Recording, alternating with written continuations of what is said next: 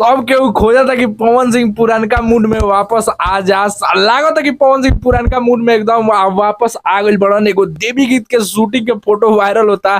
जल्दी देवी गीत देखे के मिली। चांदनी सिंह या पवन सिंह साथ में रवि पंडित भी बाड़न और प्रियांशु सिंह भी उभरा रहुअन। राते के ही गाना शूट भइल बा। तारा लोग के हम बताओ तनी कौना कंपनी खातिर शूट भइल बा। सबसे पहले भैया से बात कर जा। भैया अगर पवन सिंह पुरानका मूड में लौटा तरन जेगा देवी गीत तुमकर पुरानका आवत रहे तब माने एगो भोजपुरी इंडस्ट्री में का मतलब ई बेरे के माहौल के हिसाब से का आती हुई। सबसे पहले जितना लोग देखा था सबके प्रणाम बा। हम बता दी कि पावर स्टार पवन सिंह जब से आयल बड़े एक तरफा राज कैले बड़े। आ बीच में तनिया सा power star Pawan Singh seasonally गाना देवे लगले। ओकरा बाद और गाना बंद कर दिले। लेकिन बीच में बहुत सारा लोग के पाँख हो गए लागल लोग फरफरावे जौना की वजह से पावर स्टार पवन सिंह के एक्टिव होके पड़ल। आज इतना ना एक्टिव हो गए बड़ा हमरा बुझाते जे दूसरा कोई के तो गाना नामो निशान नहीं क्या होता। माने स्टार के इतना ज्यादा गाना इतना ब्लास्ट गाना ई भोजपुरी इंडस्ट्री के जितना लोग फैंस बा ओकरा खातिर अच्छा खबर बा। ई जोन फोटो वायरल हो रहा बा ई तो भाई वाकई में बहुत सुंदर दृश्य बा देवी गीत के। तारा लोग के अब बताओ तनी ये देवी गीत के बारे में। तो सबसे पहले पवन सिंह अब पुरानका मूड में वापस आ गइल बड़न। काहे से कि अरुण बिहारी, विनय बिहारी इनकरा लोग के लिरिक्स सब पवन सिंह के साथे मतलब डील भइल बा। पवन सिंह के देवी गीत इनकरा लोग के साथे आई। ऊपर से ई जोन गाना के तू लोग फोटो देखत रहो ई गाना वेव से लॉन्च होके वाला बा। ठीक बा। ई वेव म्यूजिक के देवी गीत ह। पहिलका हमरा लागत है कि देवी गीत पवन सिंह के वेव से लॉन्च हुई। चांदनी सिंह के साथे लॉन्च हुई। हाल ही में चांदनी सिंह के साथे एगो कैलर रहन उतना हमरा ना जम हुए लेकिन फिर भी ठीक बा अच्छा खासा बा। कहीं ओकरा से अच्छा मतलब एमे ना होला कि केहू एक बार जब कुछ मतलब कि प्रॉब्लम हो जाला तो अगला बार निखार के आवेला तो वो टाइप के एमे देखे के मिलो। लेकिन देवी गीत भैया पवन सिंह के आवाज में आज तक ले इतिहास रहल बा कि पवन सिंह जैसा देवी गीत माने भोजपुरी में केहू ना गा पाए। एक और बात हम बता दी जितना भी जनता जुड़ल बा सब लोग से बोल दी कि देखो पावर स्टार पवन सिंह जब भी देवी गीत गौले बड़े जो चलता मार्केट में वो तो गौले ही बड़े यानी नाच डांस वाला। लेकिन कुछ माटी के चीज ऐसा चीज गा दिले बड़े पावर स्टार पवन सिंह जो उनकी गाना खत्म होके वाला नहीं है। इस साल सावन में भी देखला है कितना बढ़िया बढ़िया माटी के चीज गलान। तो उम्मीद बा जे ई जोन देवी गीत के मतलब ई जोन दशहरा नवरात्रि के समय आ रहा बा ये नवरात्रि खातिर बहुत स्पेशल तैयारी भइल बा। ए तैयारी में जब सब सीजनल के गाना ई प्रियांशु सिंह ब्लास्ट बनैले बड़े तो एहू में तो जान लगा दिले हुई है। तो अब की पार के गाना जो देवी गीत में आई बहुत बेहतरीन आई। एकदम नया चीज आई देखे के सुने के हुआ सबके एकदम इंतजार करी। अब तो नहीं सब बात कल जा फैंस लोग के डिमांड के बारे में।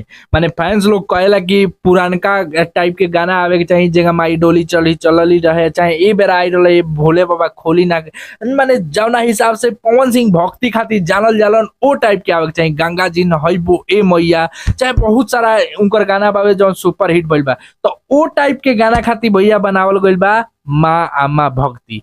हम कहतनी कि माँ आमा भक्ति से अगर ए देवी गीत के सीजन में दूगो आ जाऊ दूगो तब मैं भोजपुरी इंडस्ट्री में ये लोग गावते रह जाइलो सब जना चितौर जाइलो। हम जानते इतना एक और बात रहुआ जानी कि पावर स्टार पवन सिंह के जौन रहुआ कहता वो टाइप के भक्ति भजन माने वो टाइप माटी के चीज तो माटी के चीज पावर स्टार पवन सिंह के माँ अम्बे भक्ति से ही ना है।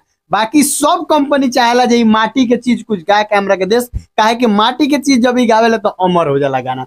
बहुत सारा गाना वेब कंपनी से अमर हो गइल बा, टी सीरीज से अमर हो गइल बा, बहुत सारा कंपनी से गाना बाड़ी से जो उनकी अमर हो गइल बाड़ी से जाना के मतलब कौनो नवरात्रि होके पावर स्टार पवन सिंह के उ गाना बाजी जैसे माई डोली चढ़ी चलली चाहे ई विदाई गीत बा ई सब गाना बाजेला हमेशा।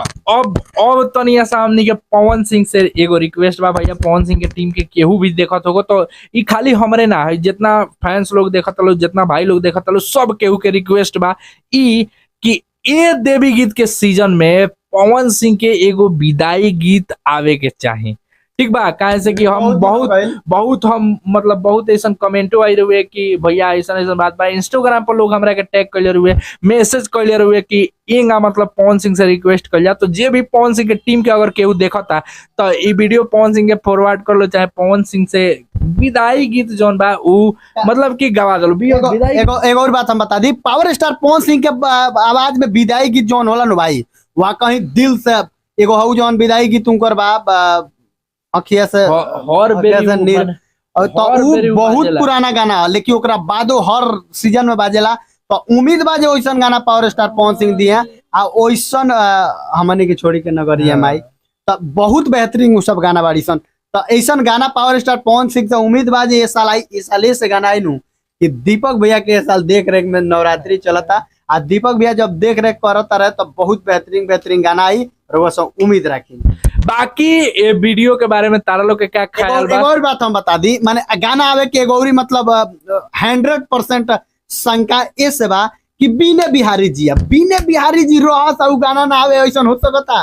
बाकी केहू रही अभी त अरुण बिहारी बीने सब- बिहारी अरुण बिहारी के छोड़ी बीने बिहारी के मतलब भइल माटी के चीज आ माटी के चीज एकदम आई काहे कि बीने बिहारी के संगे मोदी जी के बर्थडे वाला गाना आइल।